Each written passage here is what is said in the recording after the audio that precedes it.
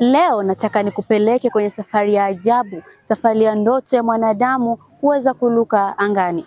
Leo hii ulimwengu unawatambua Oliver Wright na Wilbur Wright kama waanzilishi wa vyombo vya anga almaarufu kama ndege. Lakini hebu tujiulize swali moja. Je, ni kweli wao ndio waanzilishi wa vyombo hivyo au kuna wengine waliotangulia kabla yao?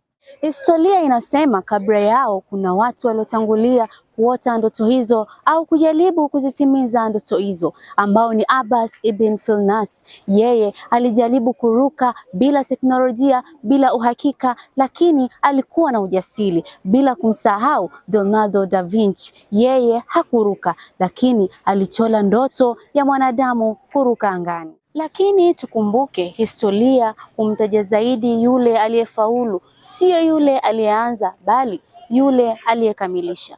Lakini ukweli ni huu, bila ndoto za Abbas ibn Firnas na bila mawazo ya Leonardo da Vinci, leo hii kusingekuwa na mafanikio ya Wright Brothers. Hivyo basi, usiogope kuanza, kwa sababu leo inaweza kuja kuwa wazo, lakini kesho ikaja kuwa historia yenye mafanikio makubwa yasiyotarajiwa.